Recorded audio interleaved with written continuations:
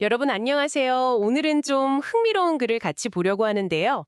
기후변화가 하키라는 스포츠에 어떤 영향을 미치는지, 이 글의 핵심 내용이랑 또 논리 구조, 중요한 표현들, 이런 걸 좀 깊이 파악해 보겠습니다. 네, 반갑습니다. 이 글이 기후변화라는 그 큰 주제를 하키라는 아주 구체적인 사례랑 어떻게 연결하는지, 또 어떤 단어나 구조를 쓰는지, 그걸 좀 집중적으로 보려고 합니다. 네. 일단 글의 중심 소재는 아주 명확하죠. 기후변화가 하키에 미치는 영향. 원문 그대로 표현하면 The impact that our changing climate has on sports, specifically hockey. 이 부분이고요. 맞습니다. 그 첫 문장에 보면 Athletic performance is not the only impact. 이렇게 시작하면서 경기력 외에 다른 영향도 있구나. 특히 하키에 대해서 이걸 딱 알려주죠. 그리고 NHL이 이 문제에 대해 concerned, 그러니까 우려하고 있다는 단어가 초반에 나오면서 문제의 심각성을 좀 보여주는 것 같아요. 네, 그렇죠. 그냥 환경 문제다 이게 아니라 실제 메이저 스포츠 리그도 이걸 심각하게 보고 있다. 이런 뉘앙스를 주는 거죠. 자, 그럼 핵심 문장을 좀 짚어볼까요? 기후변화 때문에 생기는 직접적인 문제를 지적하는 부분. However, as temperatures rise globally, ponds once suitable for hockey no longer have enough ice to support skating. 이 문장인 것 같아요. 아, 네. 정확합니다. 여기서 however가 아주 중요하죠.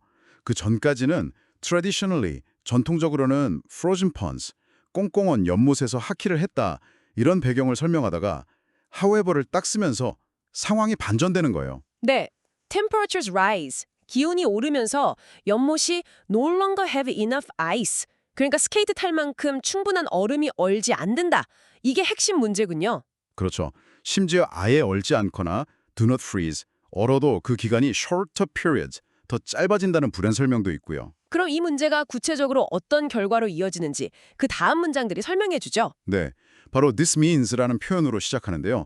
앞의 문제, 즉 연못이 제대로 얼지 않는 것이 less access and opportunity, 접근할 기회 자체가 줄어드는 직접적인 결과로 이어진다는 걸 보여줍니다.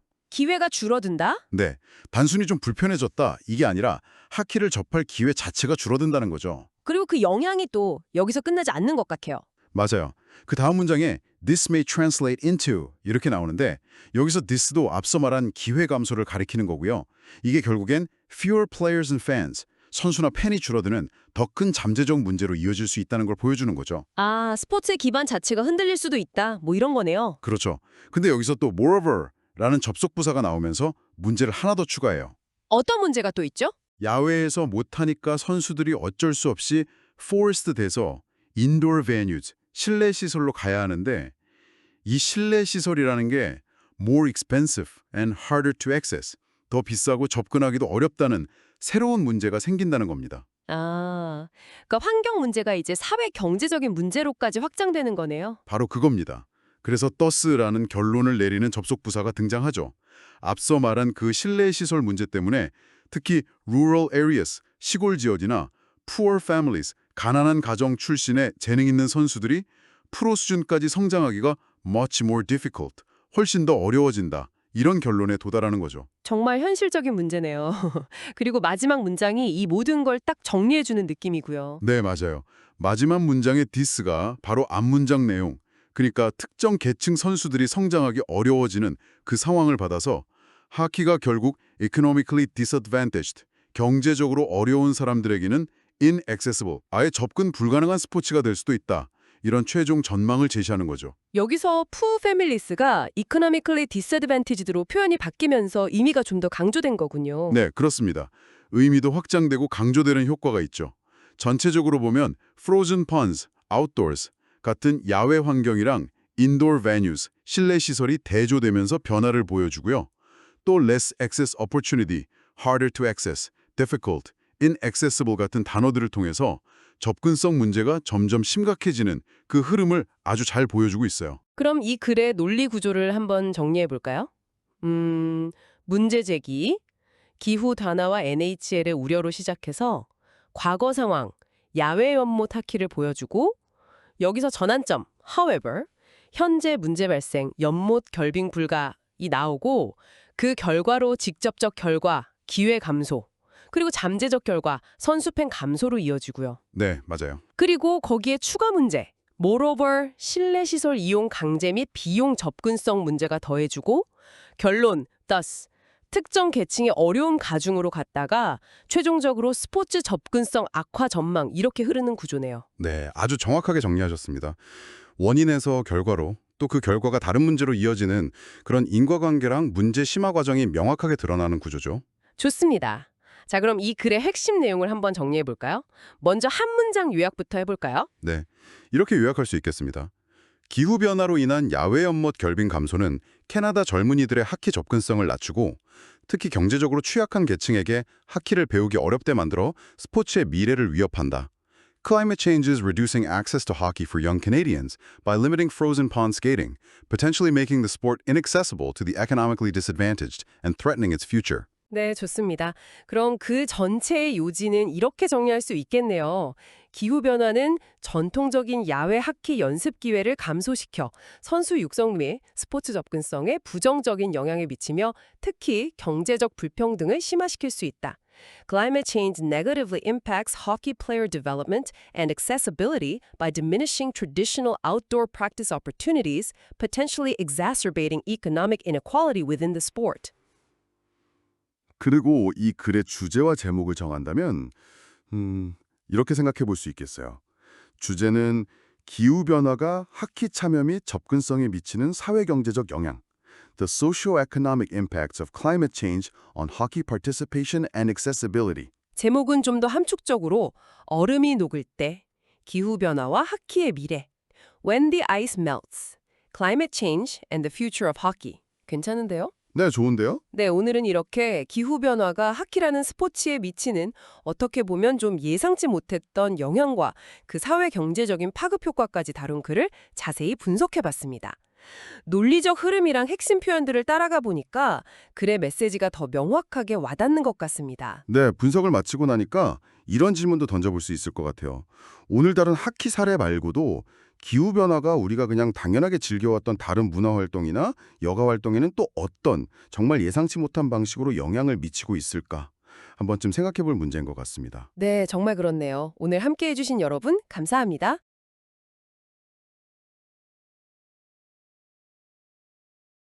여러분 안녕하세요. 오늘 저희가 함께 살펴볼 글은 고령화 사회와 나이 차별에 관한 내용입니다. 이게 또 흥미로운 주제인데요. 네, 그렇죠. 보내주신 글을 보니까 이 사회적인 문제의 구조를 잘 보여주는 것 같아요. 맞아요. 그래서 오늘은 이 글을 문장 단위로 좀 더 깊게 파고들면서 그 안에 담긴 의미랑 논리 구조를 한번 제대로 보려고 합니다. 좋습니다. 그럼 글의 내용을 따라가면서 핵심 내용이랑 그 흐름, 그리고 전체 메시지까지 한번 체계적으로 분석해보죠. 네. 일단 이 글에서 가장 중요한 단어, 키워드는 역시 ageism, 그러니까 연령차별입니다. 네. 첫 문장에서 바로 그 핵심을 이야기하는데요. Inequality between the old and the young, 그러니까 노인과 젊은이 사이에 불평등이 있고 사회가 placing a higher value on the young, 젊음에 더 높은 가치를 부여한다. 이 점을 딱 짚고 시작해요. 그렇죠. 그게 이 글의 핵심 주장 중 하나라고 볼 수 있겠네요. 그러면서 자연스럽게 왜 노인들조차 나이 드는 걸 좀 꺼리는지, bothered by growing old 하는지에 대한 설명으로 이어지죠. 네. 그 이유가 바로 사회가 젊음을 더 높게 쳐주기 때문이다. 뭐 이런 맥락인 거죠. 맞습니다. 그리고 이 주장을 그냥 던지는 게 아니라 구체적인 사례를 들잖아요.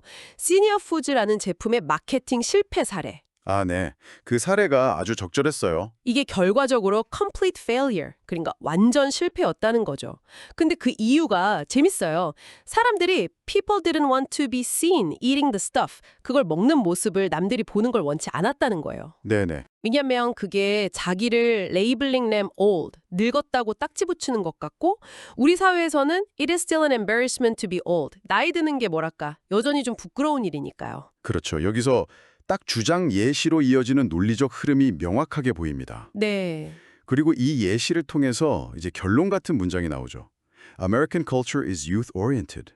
아, 미국 문화는 젊음지향적이다. 맞아요. 앞에서 말한 그 젊음을 더 가치 있게 여기고 늙는 걸 좀 꺼리는 그런 분위기, 이걸 딱 정리하면서 이게 결국 노인들이 feel bad about their age, 자신의 나이에 대해 좀 부정적으로 느끼게 만드는 핵심 원인이다. 이렇게요. 네, 그렇게 딱 연결이 되죠. 근데 다음 문장에서 약간 다른 이야기도 해요.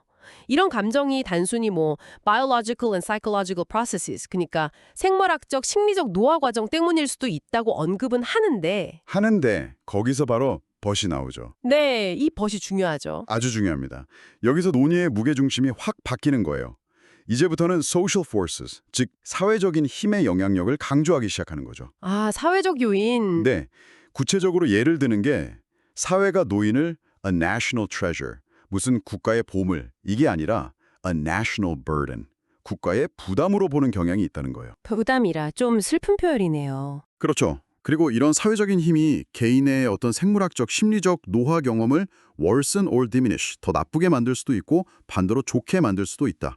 이렇게 말하면서 사회적 인식이 얼마나 중요한지를 강조하는 거죠. 그러네요. 앞에서 나왔던 그 placing a higher value on the young이랑 youth-oriented, 여기서 나온 national burden 같은 표현들이 결국 다 비슷한 맥락의 다른 표현들이군요. 맞습니다. 같은 부정적 인식을 다른 어휘로 반복하면서 강조하는 효과가 있는 거죠. 그리고 또 moreover, 게다가라는 말로 또 부연 설명을 덧붙이는데요. 네, 여기서 논의가 좀 더 넓어지죠. 노화 경험이라는 게 미국 안에서도 다르고 세계적으로도 varies, 아주 다양하다는 점, 그리고 그 과정에 prejudice and discrimination, 편견과 차별이 끼어들고 심지어 노화에 대한 잘못된 통념, 그러니까 미스를 만드는데 이런 사회적 분위기가 악용되기도 한다고요. 네, 문제가 그렇게 단순하지 않다는 걸 보여주는 부분입니다. 상당히 복잡하게 얽혀 있다는 거죠. 자, 그럼 지금까지 이야기한 걸 바탕으로 이 글의 전체적인 논리 구조를 한번 그려볼 수 있을까요? 네, 한번 정리해보면 이렇습니다. 처음에 연령차별의 정의와 원인을 제시하고 그걸 뒷받침하는 구체적인 사례, 네, 세니어 푸드 사례. 그리고 문화적 배경, 즉 젊음 지향 문화를 설명하고 잠시 생물학적 심리적 요인을 언급했다가 벗으로 전환해서 사회적 요인의 중요성을 아주 강하게 강조합니다. 부담으로 여긴다는 거요. 그렇죠. 마지막으로 moreover를 사용해서 추가적인 복잡성, 그러니까 다양성이나 편견, 잘못된 통념 같은 문제를 제시하는 흐름입니다. 와, 그렇게 정리하니 글의 뼈대가 명확하게 보이네요. 그리고 글 전체에서 보면 old, aging, older persons 같은 단어들과 young, youth-oriented가 계속 대비되고요. 또 value, embarrassment, burden 같은 단어들이 노인에 대한 부정적 인식을 계속 보여주면서 의미를 강화하고 있죠. 네, 완벽하게 이해가 됩니다.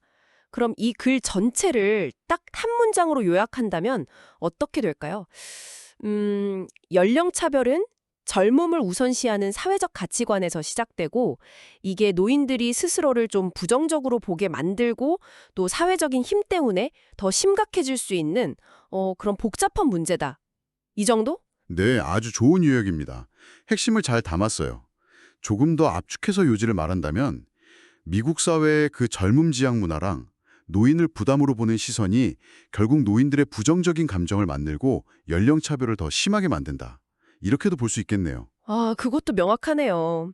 그럼 이 글의 주제는 연령차별의 사회 문화적인 뿌리, 그리고 그게 노인들의 경험에 어떻게 영향을 미치나 정도로 정리할 수 있겠고요. 맞습니다. 딱 그게 주제죠. 제목을 붙여본다면 젊은 숭배 사회, 연령차별의 그늘 같은 느낌. 오, 좋네요. 아니면 The Cult of Youth, The Shadow of Ageism 이런 식으로도 생각해 볼 수 있겠고요. 네, 그런 제목들이 글의 내용을 잘 반영하는 것 같습니다. 오늘 이렇게 분석해 보니 우리가 나이를 먹는다는 것을 어떻게 느끼고 경험하는지가 단순히 개인의 문제가 아니라 정말 사회 전체의 시선이나 가치관과 깊게 연결되어 있다는 걸 다시 한번 느끼게 되네요. 그렇죠.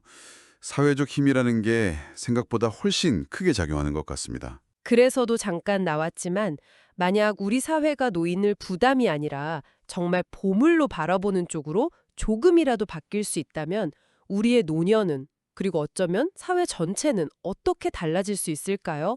이 질문을 여러분께도 한번 던져보면서 오늘 이야기는 여기서 마무리할까 합니다.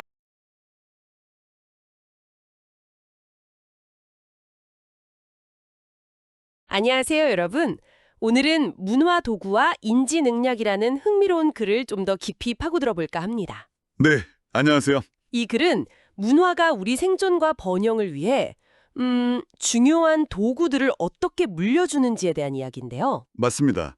특히 그 물리적인 도구뿐만 아니라 우리의 생각 자체를 돕는 인지 도구에 초점을 맞추고 있죠. 네, 그래서 오늘은 이 글을 한 문장 한 문장 따라가 보면서 핵심 개념이랑 논리적인 흐름, 또 각 부분이 전체 메시지에 어떻게 기여하는지 자세히 살펴보겠습니다. 좋습니다. 그럼 바로 첫 문장부터 볼까요? 핵심어구를 꼽자면 역시 Culture enhances our ability. 그리고 passing along the tools 이거겠죠. 아, 그러니까 문화가 단순히 존재하는 걸 넘어서 우리 능력을 향상시킨다? 근데 그 방식이 도구를 전달하는 거다. 이런 말이네요. 네, 맞아요. 글 전체의 가장 중요한, 뭐랄까, 핵심 주장을 처음부터 딱 제시하는 거죠. 앞으로 나올 내용의 기초가 되는 문장입니다. 그렇군요.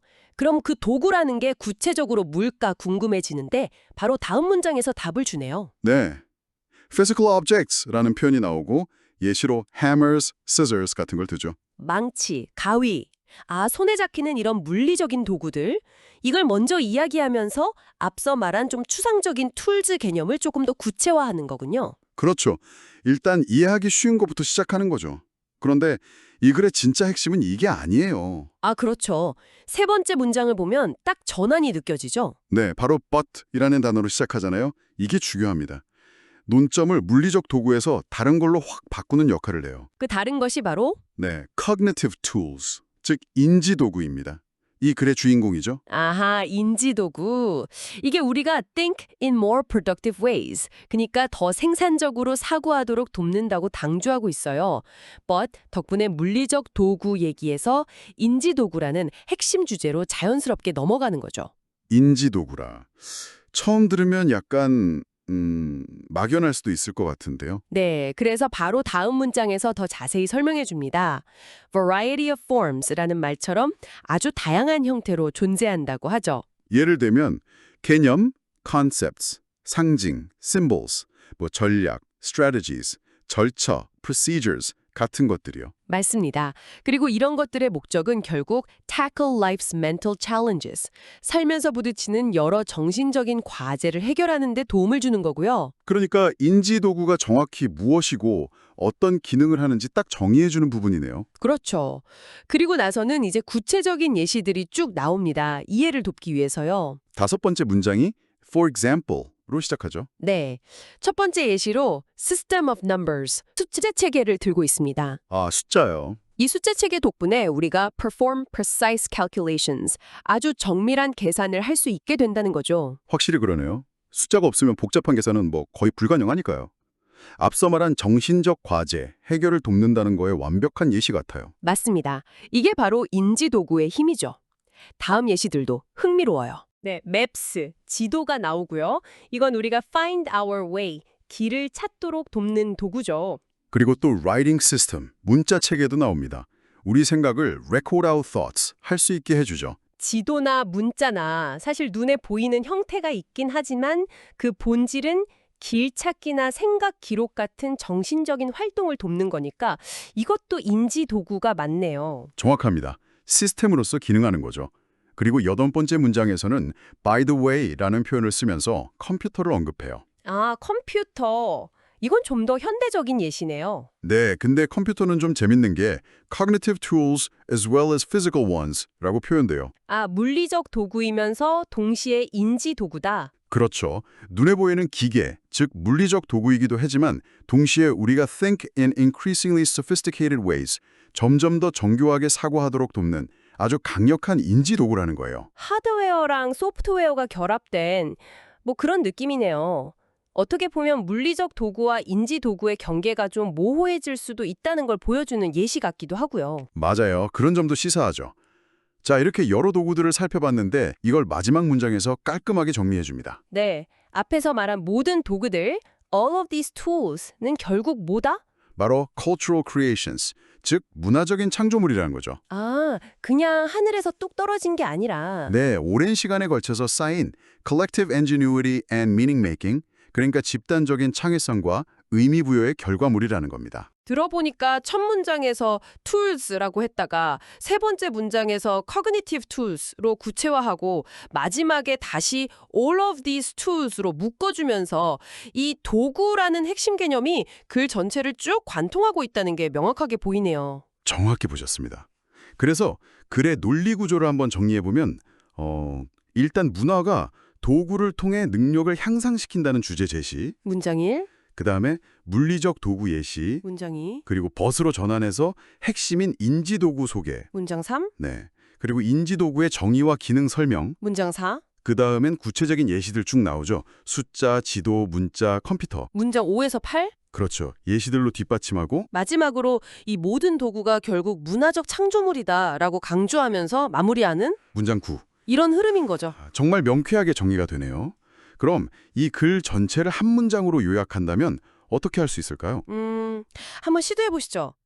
문화는 망치 같은 물리적 도구뿐만 아니라 숫자, 디도, 문자, 컴퓨터 같은 그런 다양한 인지 도구를 제공해서 우리가 더 효과적으로 사고하고 삶의 정신적 과제들을 해결하도록 돕는 뭐 그런 중요한 역할을 한다. 이 정도면 될까요? 네, 아주 훌륭한 요약입니다. 핵심 내용이 다 들어갔네요. 결국 이 글의 요지는 문화가 우리 생존과 번영을 위해서 물리적인 도구도 주지만 특히 생각하는 방식 자체를 도와주는 이 인지도구라는 강력한 정신적 장비를 제공한다는 거고요. 그리고 그게 다 집단 지성의 산물인 문화적 창조물이라는 거고요. 맞습니다. 따라서 글의 주제는 역시 문화적 도구, 특히 인지도구의 역할과 그 중요성이라고 정리할 수 있겠습니다. 그럼 이 글의 제목을 붙여본다면 저는 생각의 연장? 문화가 우리에게 준 인지 도구들 이런 건 어떨까 싶은데 오, 좋습니다. 생각의 연장이라는 표현이 아주 적절하네요. 잘 어울립니다. 감사합니다. 자, 그럼 마지막으로 여러분께도 한번 생각해 볼 만한 질문을 던져보고 싶어요. 우리가 일상에서 너무나 당연하게 쓰지만 사실은 우리의 사고를 돕고 있는 또 다른 인지 도구에는 뭐가 있을까요? 글쎄요, 당장 떠오르는 건 어쩌면 우리가 쓰는 언어 자체도 아니면 시간 개념 같은 것도 그럴 수 있겠네요. 네, 아주 좋은 예시들입니다. 그런 것들도 충분히 인지도구로 볼 수 있겠죠. 앞으로 기술이 더 발전하면 또 어떤 새롭고 놀라운 인지도구들이 등장하게 될지 상상해보는 것도 꽤 흥미로운 일이 될 것 같습니다. 네, 정말 그럴 것 같네요. 오늘 흥미로운 분석 감사합니다. 네, 저도 즐거웠습니다.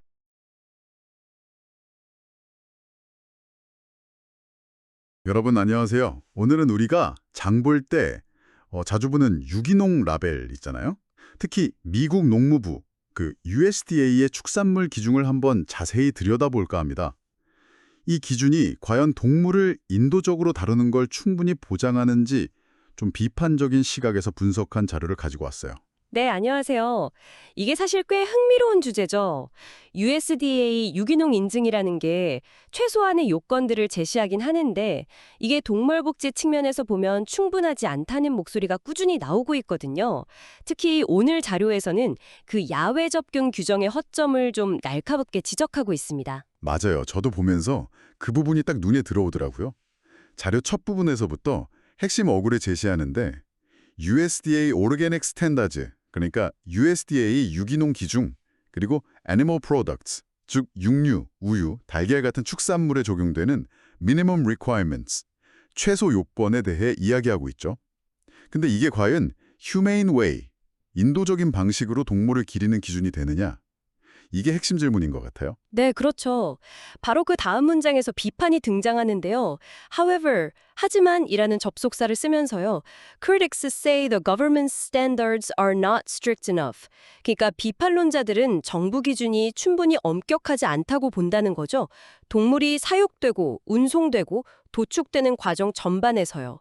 여기서 이제 문제 제기가 딱 되는 거예요. 아, 그러니까 일단 기준은 있지만 그게 실효성이 있냐는 문제 제기군요. 그럼 그 근거는 뭔가요? 네, 그래서 바로 for example for 예를 들어 하면서 구체적인 규정을 가져옵니다. 그게 바로 아까 말씀드린 야외 접근, access to the outdoors 규정이에요.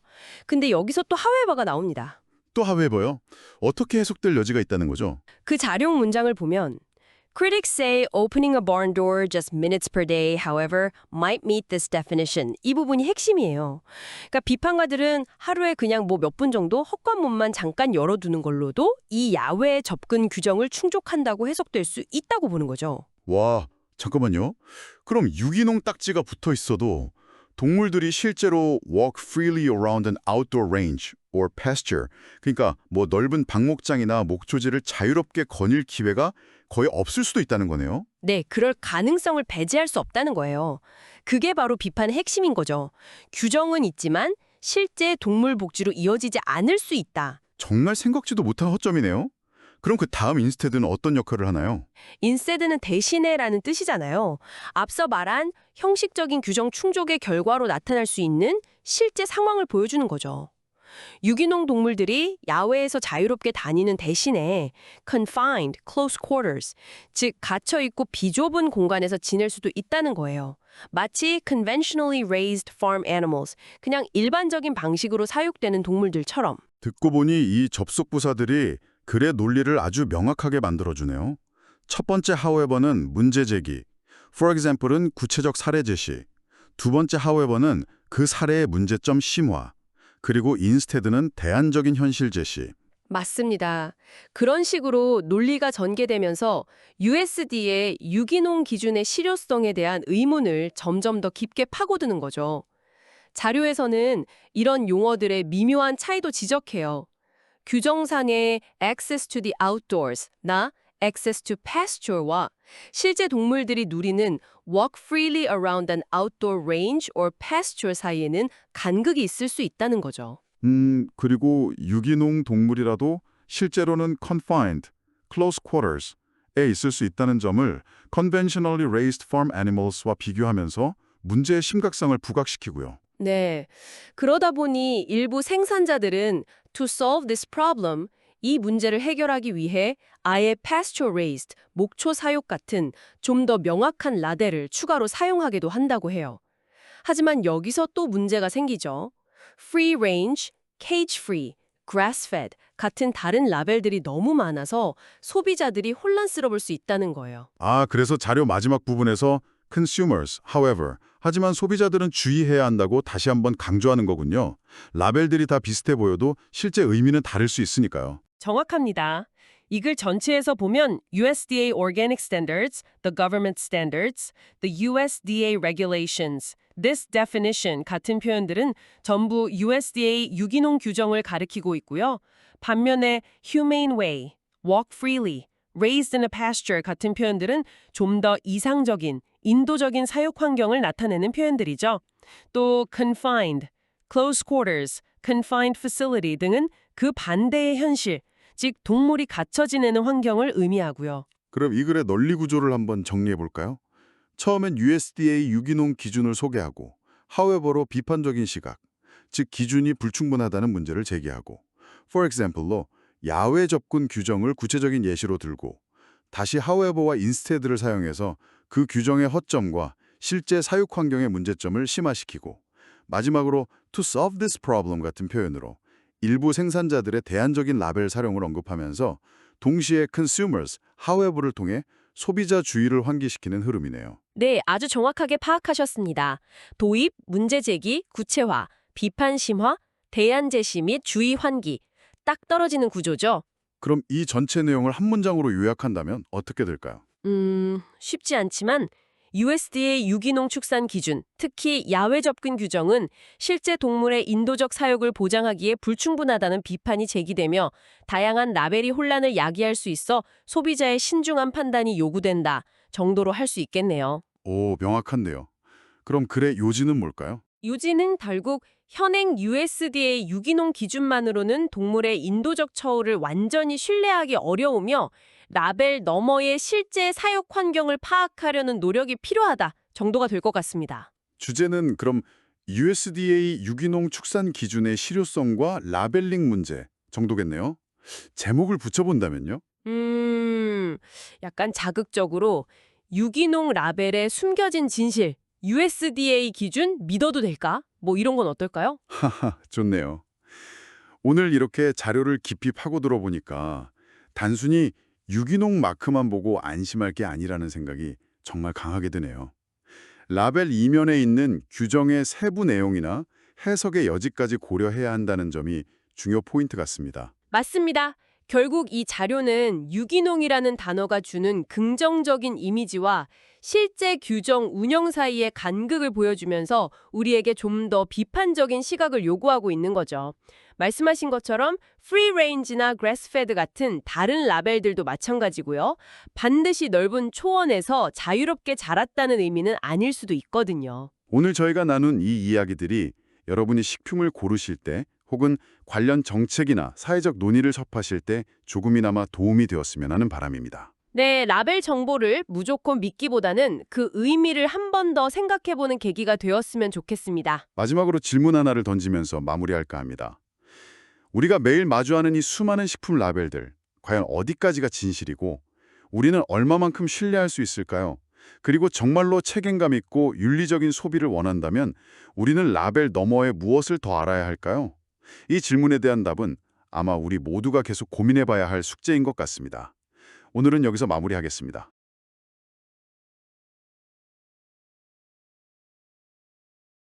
여러분, 안녕하세요. 오늘은 시간을 좀 거슬러 올라가 볼까 하는데요. 1787년 여름, 필라델피아 인디펜던스 홀 앞으로 가보겠습니다. 아, 미국 헌법 제정회의가 열렸던 바로 그곳이군요. 네, 맞습니다.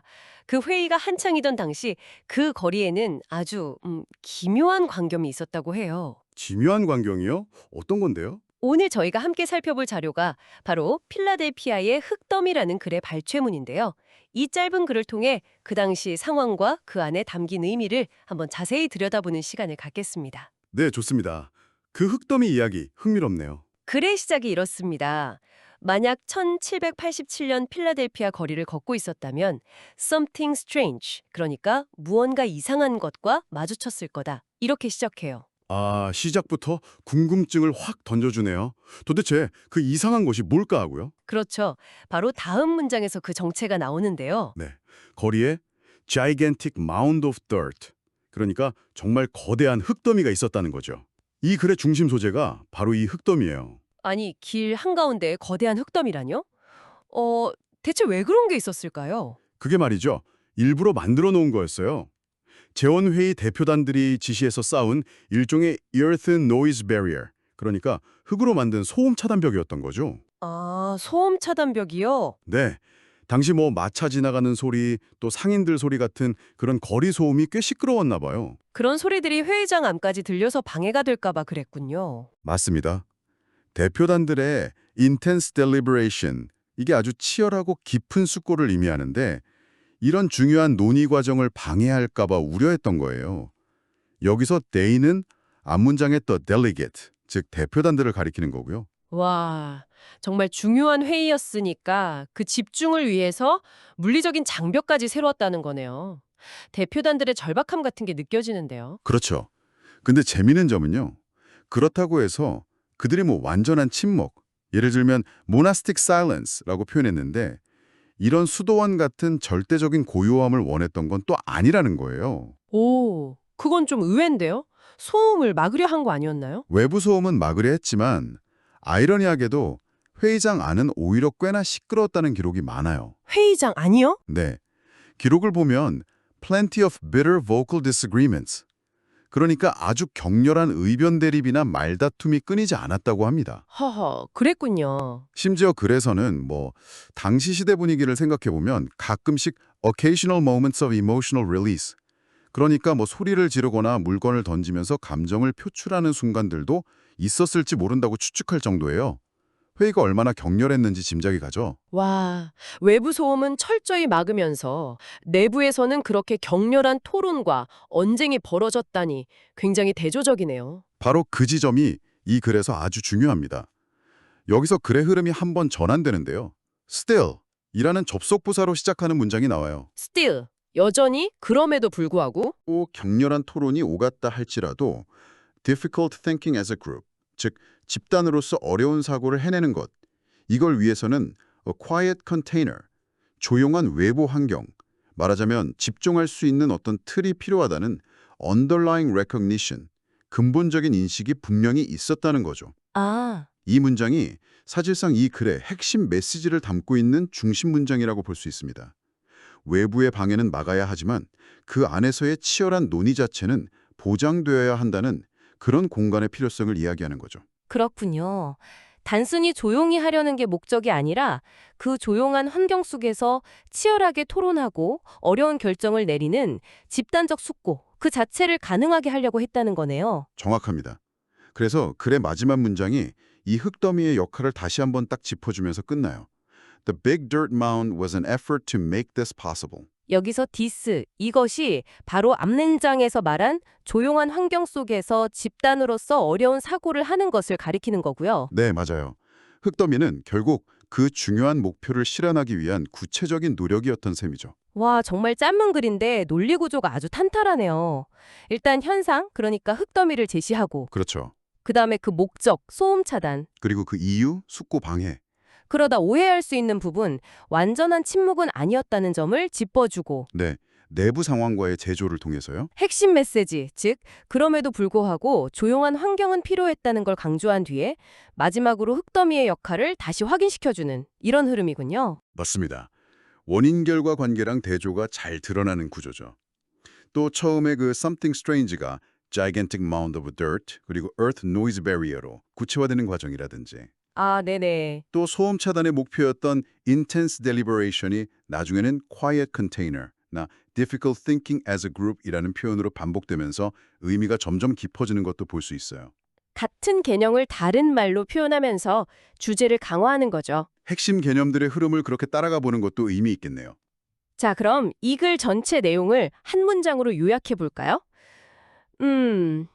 1787년 필라델피아 재헌회의 대표단은 외부 소음을 차단해서 중요한 집단적 숫고에 집중할 환경을 만들려고 회의장 앞에 거대한 흙더미를 쌓았다. 네, 좋습니다. 영어로도 정리해보면 In 1787, delegates to the Constitutional Convention in Philadelphia built a large dirt mound in front of Independence Hall as a noise barrier to create an environment conducive to focused collective deliberation.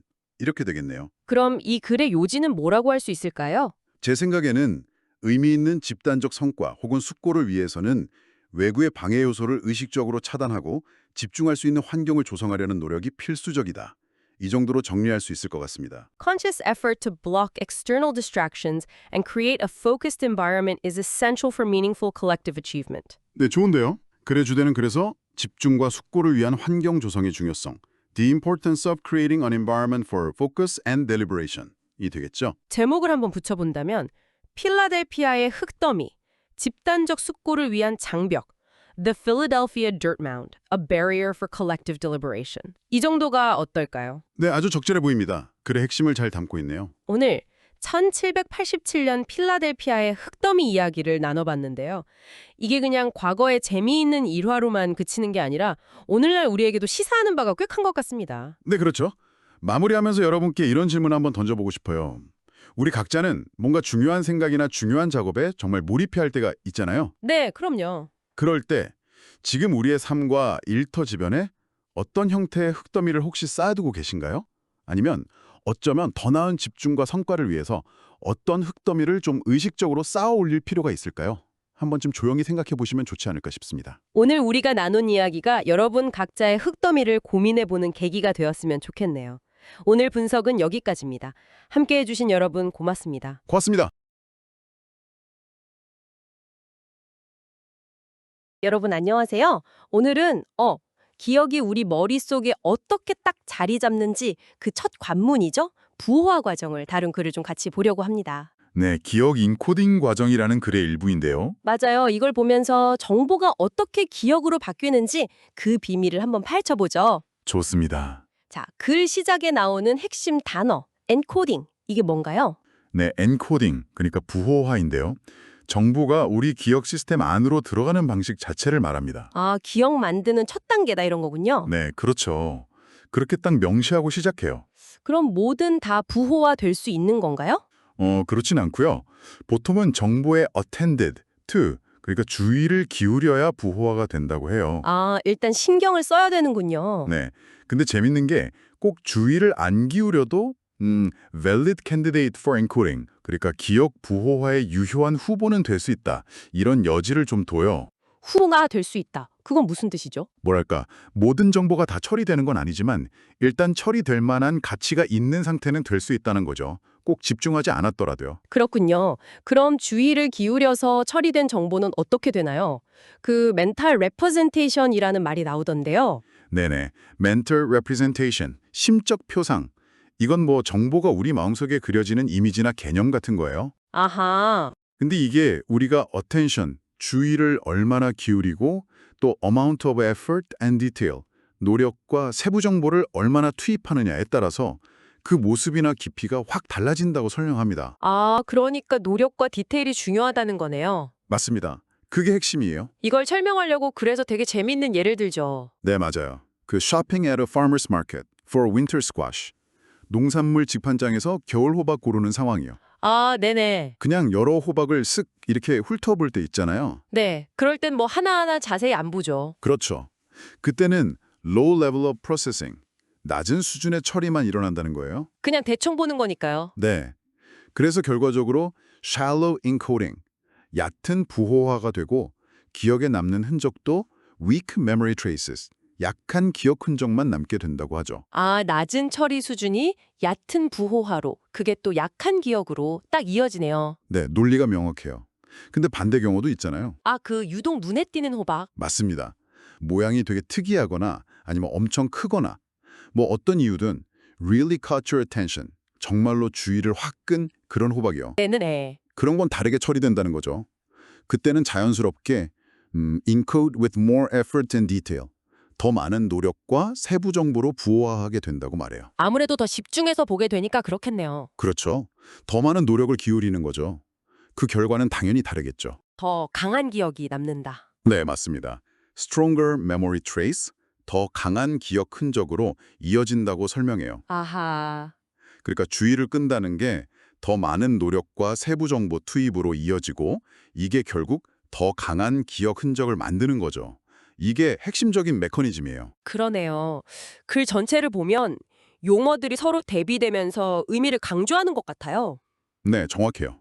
노력과 세부 정보의 양, amount of effort and detail은 아까 말한 낮은 처리 수준, low level of processing과 반대되는 개념이고요. 네. 또 약한 기억 흔적, weak memory traces은 더 강한 기억 흔적, stronger memory traces과 딱 대비되면서 결국 같은 기억 흔적이라도 강도가 다르다는 걸 보여주죠. 그럼 이 글의 논리 구조 한번 정리해 볼 수 있을까요? 어떻게 이야기가 흘러가는지. 네, 그럴 수 있죠. 일단 첫 번째로 encoding, 즉 부호화가 뭔지 정의를 딱 내려주고요. 네, 정의. 두 번째는 부호화가 되려면 뭐가 필요한지, 그 조건, attention, 주의랑 작동 방식, effort detail, 노력 세부 정보를 설명해요. 조건과 메커니즘. 그렇죠. 세 번째로는 그 호박 예시를 들면서 얕은 부호화랑 깊은 부호화를 비교하죠. 사례 비교. 아, 비교. 네. 그리고 마지막 네 번째로 그래서 기억 흔적의 강도가 달라진다. 이렇게 결론을 내립니다. 정의, 조건, 메커니즘 설명, 사례 비교, 결론. 아주 깔끔한 구조네요. 네, 주의 수준이 부호와 깊이를, 부호와 깊이가 기억 강도를 결정한다는 그 핵심 관계를 아주 잘 보여주는 글이에요. 알겠습니다. 그럼 이제 좀 정리를 해볼까요? 이 글 전체를 한 문장으로 요약한다면요? 자, 이렇게 요약할 수 있겠습니다. 이 글은 정보가 기억 속에 저장되는 과정인 부호화는 주의를 기울인 정도와 처리 노력에 따라 달라지며 이는 기억 흔적의 강도에 영향을 미친다는 것을 설명합니다. This text explains that in coding, the process of putting information into memory depends on the level of attention and processing effort, which in turn affects the strength of the memory trace. 네. 그럼 글의 요지? 핵심 메시지는 뭘까요? 요지는 이거죠.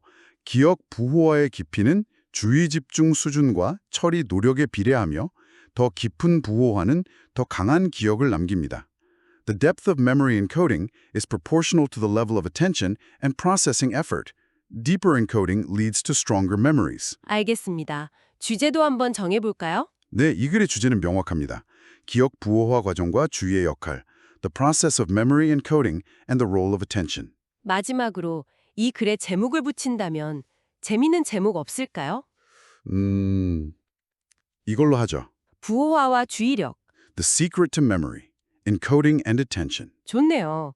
결국 우리가 뭔가를 얼마나 잘 기억하느냐는 그냥 정보를 흘려듣는 게 아니라 얼마나 주의를 기울여서 깊이 있게 정보를 처리했는지, 즉 부호화의 깊이에 달렸다는 걸 오늘 확실히 알게 된 것 같습니다. 맞습니다. 근데 여기서 한 걸음 더 나아가 생각해 볼 만한 게 있어요. 오, 어떤 거죠? 이 글은 주로 시각 정보나 뭐랄까 인지적인 노력에 초점을 맞췄잖아요. 네, 호박 이해시도 그렇고. 근데 우리가 정보를 받아들일 때 시각만 쓰는 건 아니니까요. 다른 감각 정보들, 예를 들어 소리나 냄새, 촉감 같은 것들, 아, 그렇죠. 그리고 그때 느꼈던 감정 상태 같은 거, 이런 요소들이 부호화 과정이나 기억의 강도에 또 어떤 영향을 미칠까? 이것도 되게 흥미로운 질문이 될 수 있을 것 같아요. 와, 그렇네요. 기억이라는 게 단순히 정보 처리 문제만은 아닐 테니까요. 훨씬 복잡하겠네요. 네, 그쵸. 파고들면 더 재밌는 부분들이 많을 겁니다. 네, 정말 생각해 볼 만한 지점이네요. 오늘 저희와 함께 기억의 첫 단추, 부호화에 대해 깊이 이야기 나눠주신 여러분, 감사합니다.